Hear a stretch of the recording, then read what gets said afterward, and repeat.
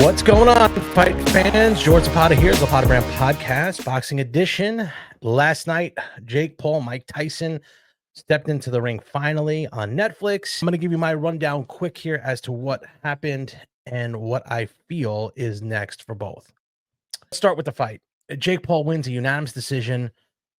Some say it could have been a shutout, depending on what you were looking for. I think they just most people gave Mike Tyson the first round just out of nostalgia. Really, nobody did anything in that first round. As the fight progressed, I think right after round 2, as predicted, Tyson is 58. He has nothing in the tank. There is nothing in the tank for Mike Tyson at 58. And he just slowed down and went into basically defensive mode, just not to get knocked out. He did get tagged a couple times. I saw him shake at least once. But I think also Jake Paul didn't put the foot on the gas there towards the end. It was a one-sided ass whooping, and it was what I expected it to be. I did actually think he would get knocked out. I thought Tyson would get knocked out. The reason being is, again, if you looked at him there at rounds 5 and 6, it was not good. And I think if Jake would have put a couple more punches together, Jake's excuse was, I didn't want to get hit and get hurt either because Tyson can punch. Tyson had nothing. Even in that first round, his power is not what it was. I think Jake could have stood in there and taken it and got him out of there if he wanted to. Again, that's why I say it's a real fight. I think, was it a real fight? Yes, I think it was a real fight. They were throwing punches to the head. I think they had to. I think Jake knew after that first round was over, this was going to be easy, and he kind of smoked him. Honestly, he smoked him pretty good. Not the best performance from Mike. I don't know why he took the fight. Obviously, I feel that he has the money. He has a lot of endorsements, a lot of stuff that he has that he can do, and he doesn't need the money. This guy does not need the money. Unfortunately, it was one of those things where it closes the door on Mike Tyson's career. He did say after the fight that he wanted to continue, maybe. He didn't know, but I don't think he wanted to say that right there and say, hey, I'm retiring. This YouTuber just put me into retirement. I don't think he wanted to say that. And I think it showed in his face that he was defeated. He really felt, because normally I think Tyson would be giving credit and saying, oh, this guy's great, and talk more. There was something off with Mike. Honestly, obviously 58, you're getting your head beat in. It's not the best scenario. I felt bad for him. I think Jake felt bad for him because at the end of the fight, he was he didn't say, hey, I told you so. He was very complimentary of him. But what can you be? He's almost 60. I was getting a lot of text messages yesterday about who do you think's going to win? And when I told them, hey, Jake Paul's going to win this fight easily, I did say KO, but I think he could have KO'd him. I think he had the opportunity at any point after that second round. He could KO Mike Tyson because he just didn't have it. He did not have it there. There's nothing there.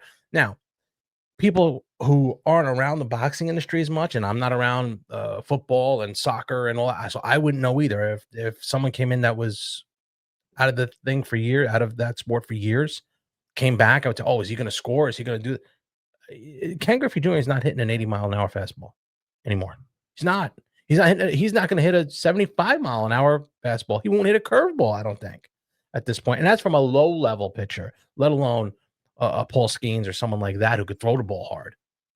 So the point that I'm trying to make here is it was a good event, but it's what you expected. It's what I expected. It was something that brings you back a little bit. I mean, I'd be the first to tell you when I saw Mike coming out, I said, oh, maybe my pick is wrong here because I'm not good at picks. But then I kind of looked at the reality and said, no, Mike Tyson's still 58's 58. And that's what it'll be. Overall, I think, let me go into the card. Amanda Serrano, Katie Taylor, a great fight. A fight. Even my wife was into it, and she never is into fighting. And it was a great fight, bloodbath. She felt Serrano had won, and Katie Taylor got a gift there. But I will say this: you can't have it both ways. You cannot have it being a great close fight and then call it a robbery. It could have gone either way. I thought with the point deduction, I thought that would swing the fight, but it didn't. And it was extremely close. I think you may see a third one. I don't know how much these 2 fights are gonna take out of these 2, though. Now, Netflix did a horrible job. This was the worst first impression, I think, ever to make on anybody, on anything. I can't believe how poorly this was streamed and put together. Number 1, you c I don't know how many times I've said this. The main event has to go on before 11 o'clock. I think 10:30 is where it should go. Now, I know people are saying, "Well, the West Coast," I get that, but the West Coast is different too. Like, they're used to those days. This is late at night for us, especially me. I gotta get up at 2:30, 3 o'clock in the morning, which is hence why I didn't do the show afterwards. I was gonna do an after show with Jersey Jay-Z, Greg, and even Kevin Iole was gonna come on, but it just was too late. Too late. And Kevin is on the West Coast, so it's easier for him to do it. But that is a piss poor way to make a first impression. Secondly, just the flow was horrible. The flow was horrible. The I love Roy Jones. He was the best on that announce team. I like Morrow as a announcer, as a person. I think he's a good guy. Uh, I think he's a great person, but he is way over the top and he talks over people too much. I believe as an announcer, Rosie Perez had no business being in there. She offered nothing to the broadcast other than, oh wow, cool, look at that." And it's not her fault. She was thrown into there for some ungodly known reason. I don't know why she was thrown in there, but it was a terrible, terrible production. When they went back to the desk, I mean, you have Lennox Lewis and Evander Holyfield there. Holyfield can't hear. Lennox Lewis is telling him stuff about ear biting. He's not even doing the question. In my opinion, I thought Lennox Lewis was unprofessional. I thought Lennox Lewis could have probably taken over the interview when it was thrown to him from the host, or even when it was thrown to him from Andre Ward. I think Andre did come in and say, "Hey, ask him this question." He started going off on his own stuff, and even when they asked Holyfield the question, he took the answer. He started answering the question. It was so poorly done, let alone the stream going down all the time. It kept going down, kept going down. Netflix is a billion-dollar company. I don't know how they didn't know that this was gonna be worldwide. It was free, so it was not like people weren't gonna watch because of the price. I mean, I had people who don't even know. My mother was even like, "Oh, I wanna see the Tyson fight." How do you not know it's gonna be a massive, massive event?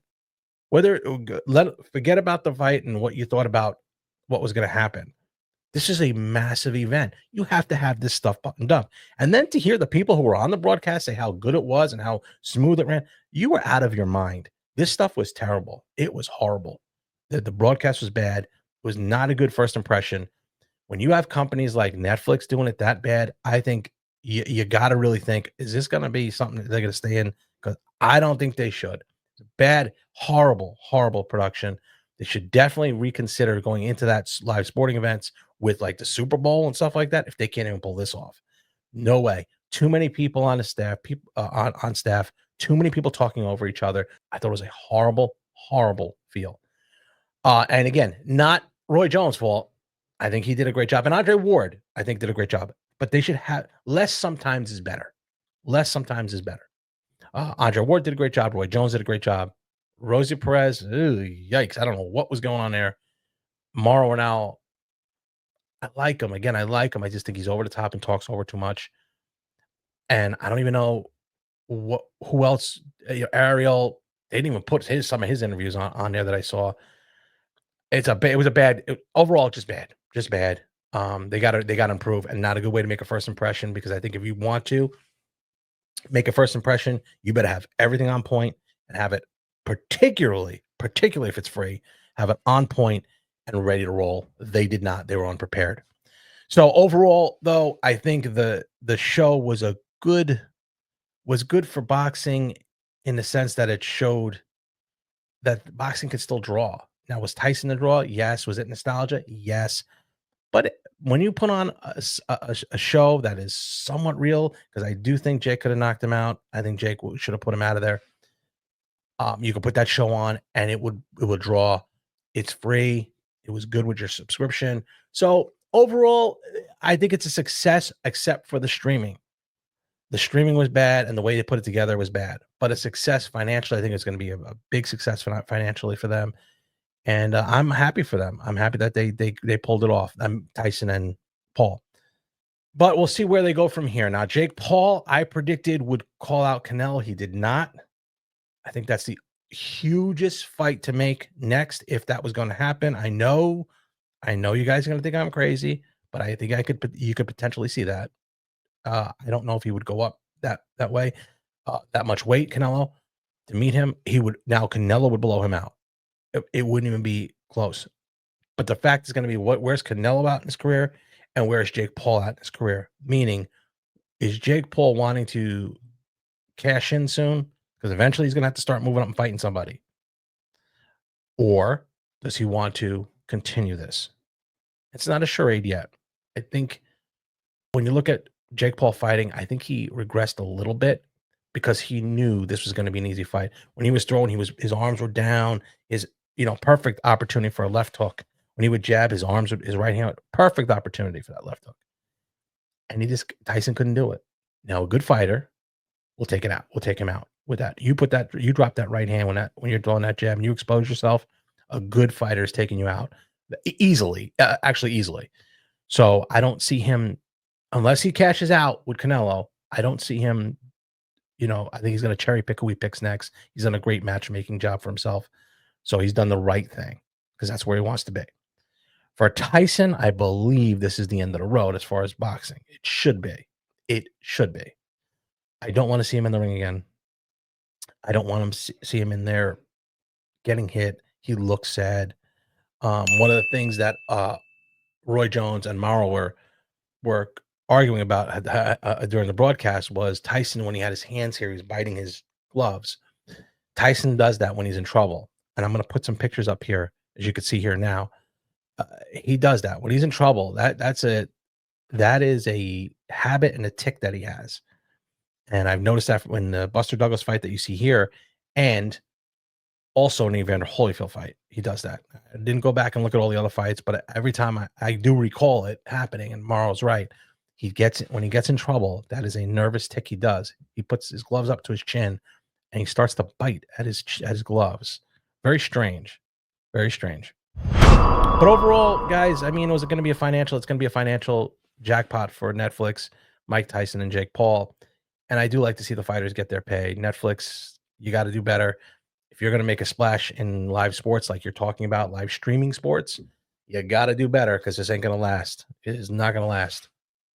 Anyway, guys, I will be back later on today. I think I'm going to have Kevin Ioli, Coach Diz, and possibly Jersey Jay-Z on also to talk about the fight that just happened.